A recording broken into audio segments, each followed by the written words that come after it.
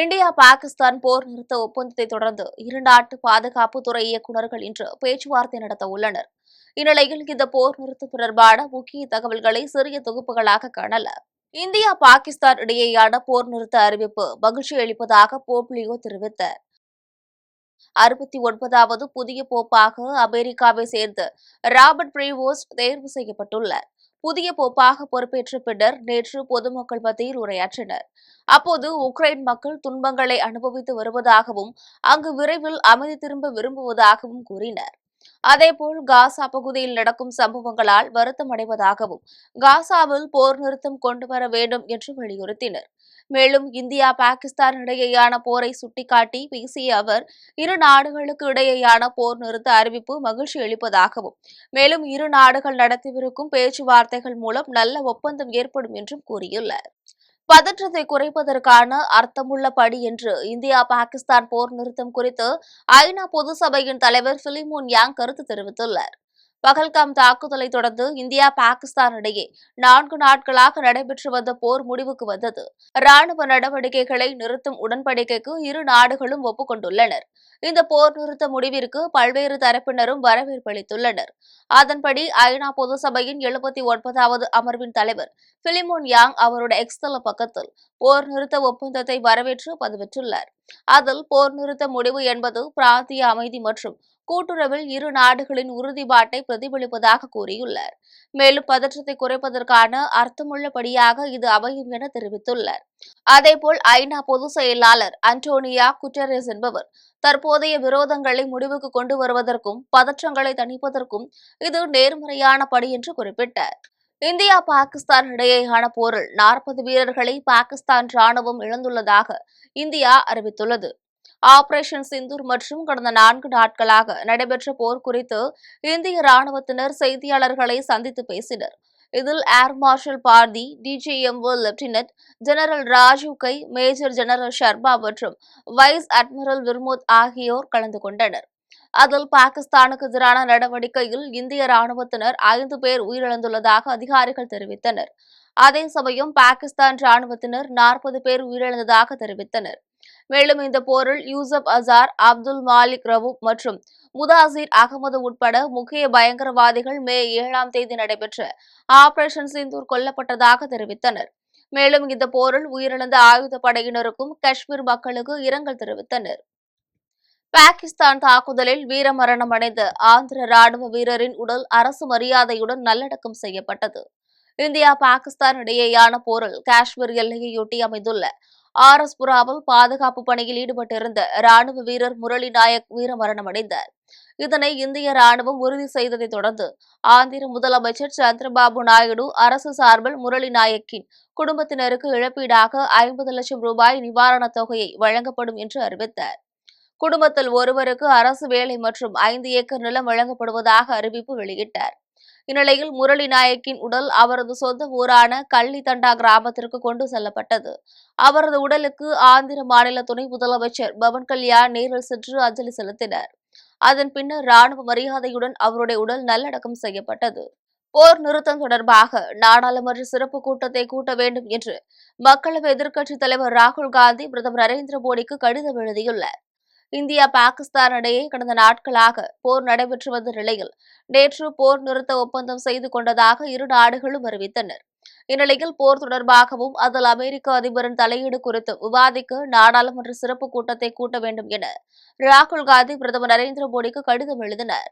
இது தொடர்பாக அவர் எழுதியுள்ள கடிதத்தில் பகல்காம் பயங்கரவாத தாக்குதல், ஆபரேஷன் சிந்தூர் மற்றும் போர் நிறுத்தம் குறித்து விவாதிப்பது மிக முக்கியம் என தெரிவித்துள்ளார்.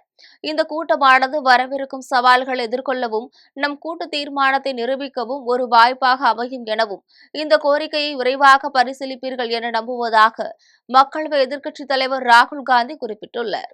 உத்தரப்பிரதேசத்தில் பிரம்மோஸ் ஏவுகணை தயாரிப்பு மையத்தை பாதுகாப்பு அமைச்சர் ராஜ்நாத் சிங் வீடியோ கான்பரன்ஸ் வாயிலாக திறந்து வைத்தார்.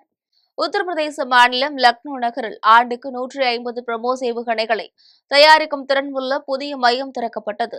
இந்திய டிஆர்டிஓ அமைப்பு மற்றும் ரஷ்யாவின் என்எஃப்ஓ மெஷினோ ரெஹனியா நிறுவனத்தின் கூட்டு தயாரிப்பாக இது அமைவதாக தெரிவிக்கப்பட்டுள்ளது. இந்த மையத்தை பாதுகாப்பு அமைச்சர் ராஜ்நாத் சிங் வீடியோ கான்பரன்ஸ் வாயிலாக திறந்து வைத்தார்.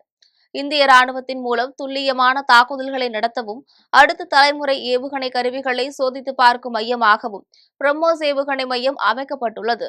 தற்போது ஆண்டுக்கு 80 முதல் 100 ஏவுகணைகளை தயாரிக்கும் திறன் கொண்டதாக அமைக்கப்பட்டுள்ளதாகவும் வருங்காலத்தில் 100 முதல் 150 பிரம்மோஸ் ஏவுகணைகளை தயாரிக்கும் திறன் கொண்டதாக உயர்த்தப்பட உள்ளதாகவும் அறிவிக்கப்பட்டுள்ளது.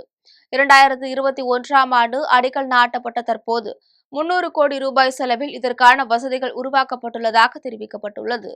பயங்கரவாதத்தின் முதுகெலும்பை இந்தியா உடைத்துவிட்டது என ஓய்வு பெற்ற மேஜர் ஜெனரல் பி.கே. சேகல் கூறியுள்ளார். இந்தியா பாகிஸ்தான் போர் குறித்து முன்னாள் பாதுகாப்பு அதிகாரிகள் தனியார் செய்தி தொலைக்காட்சி ஒன்றில் கருத்து தெரிவித்துள்ளனர். அதில் இந்தியா பாகிஸ்தான் இடையிலான போர் பதற்றம் காரணமாக இரு நாடுகளும் அவதிப்பட்டதாக தெரிவித்தார். இந்திய ராணுவம் பயங்கரவாதத்தின் முதுகெலும்பை உடைத்துவிட்டதாகவும் இதன் மூலம் இந்தியா தீர்க்கமான தலைமையை கொண்டுள்ளதை வெளிக்காட்டியுள்ளதாக தெரிவித்துள்ளார். இதேபோல் பயங்கரவாத குழுக்களை பாகிஸ்தான் ஆதரிக்க கூடாது என்று ஓய்வு பெற்ற பாதுகாப்பு அதிகாரி கர்னல் அனில்பர் தெரிவித்துள்ளார். மேலும் இந்த போர் நிறுத்த ஒப்பந்தமானது பிரதமர் மோடியின் தலைமை, இந்திய ஆயுதப்படைகள் மற்றும் இந்தியாவின் நிலைப்பாடுக்கு கிடைத்த வெற்றி என்று குறிப்பிட்டுள்ளார். இந்தியா பாகிஸ்தான் போர் நிறுத்த ஒப்பந்தத்தை தொடர்ந்து இருநாட்டு பாதுகாப்புத்துறை இயக்குநர்கள் இன்று பேச்சுவார்த்தை நடத்த உள்ளனர். இந்தியா பாகிஸ்தான் நாடுகளிடையே போர் நிறுத்தம் நேற்று அதிகாரப்பூர்வமாக அறிவிக்கப்பட்டது. இதனைத் தொடர்ந்து இந்திய விமானப்படையின் பைலட்கள் பாதுகாப்பாக வீடு திரும்பியுள்ளதாக ராணுவ அதிகாரிகள் தெரிவித்தனர். நேற்று முன்தினம் மாலை 5 மணி முதல் தாக்குதல்கள் நிறுத்தப்பட்டன. இருப்பினும் சில மணி நேரத்தில் பாகிஸ்தான் ராணுவம் அத்துமீறி இந்திய எல்லைப் பகுதியில் அத்துமீறிய தாக்குதலை நடத்தியது. இதனை இந்திய ராணுவம் வெற்றிகரமாக முறியடித்தது. 4 நாட்களாக நடைபெற்று வந்த போர் நேற்று அதிகாரப்பூர்வமாக முடிவுக்கு வந்ததைத் தொடர்ந்து காஷ்மீர் உள்ளிட்ட எல்லையோர மாநிலங்களில் நேற்று முதல் இயல்பு நிலை திரும்பியது. மின் விநியோகம் வழங்கப்பட்டு கடைகள் மற்றும் வணிக நிறுவனங்கள் திறக்கப்பட்டு உள்ளன.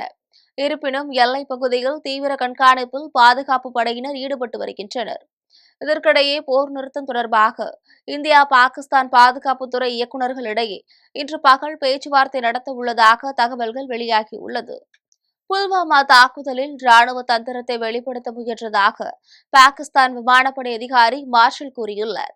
காஷ்மீர் புல்வாமாவில் கடந்த 2019ஆம் ஆண்டு இந்திய துணை ராணுவ படையினர் சென்று வாகனத்தின் மீது தற்கொலை படை தாக்குதல் நடத்தப்பட்டது.